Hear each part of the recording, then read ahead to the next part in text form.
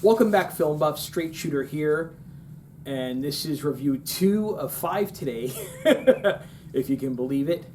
Yes, I'm back at reviewing. I'm here again at Team Sound Studios, as I am always, and my spoiler red band review will be of The Equalizer Part 2. Now, I know it's a bit of an older movie. I hadn't actually gotten around to seeing it. I loved the first one a lot. It was a really good surprise. While the stay-at-home order was going on, I decided to rent it and see how it turned out.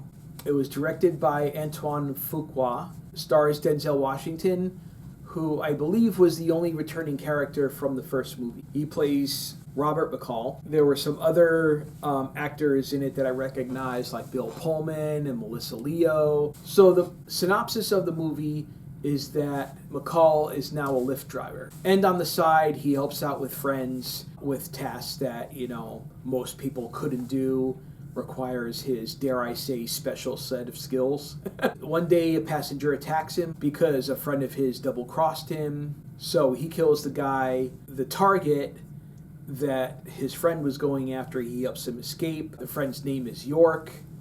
He turns out to be the villain. He kidnaps someone, and McCall tracks him down to his old hometown, which is actually a pretty decent scenery because it was like one of those boardwalk cities right on the ocean, and it was overrun with hurricanes, so you got wind and water all over the place. The climax of the movie is, of course, he kills York and tries to resume life as normal like he did at the end of the first movie. So, will there be an Equalizer 3? Maybe, maybe not, probably. But they definitely set it up so that it would be open for a sequel. Getting to it, I think the movie was okay. Definitely not as good as the first one. A lot of it was pretty boring. The kill scenes were decent, but not as frenetic as in the first movie. Like, there wasn't a lot of the wow factor. I think Denzel's performance was kind of like dialed in. Like, he wasn't as intense as he was in the first movie.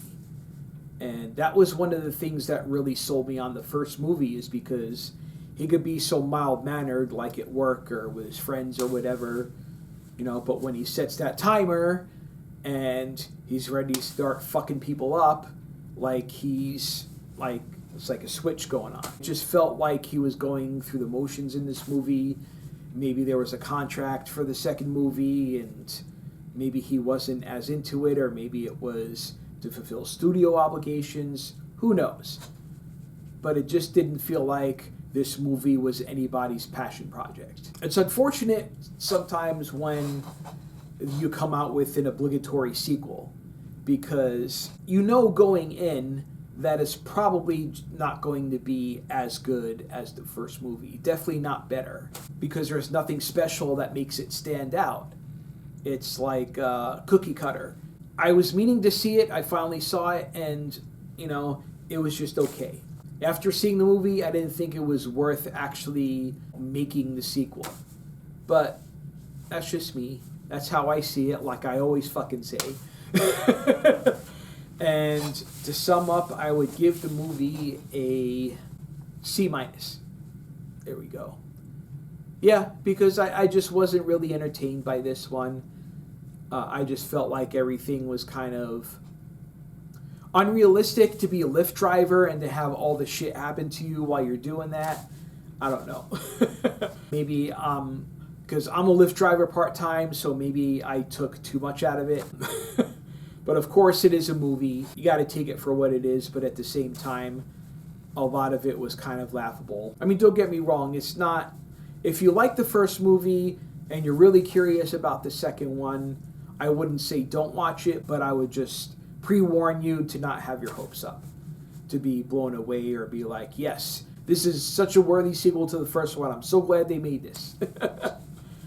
Anyway, that's how I see it for this episode. Stay tuned, because I got a third one coming for you, and 2 more after that. Can you handle it?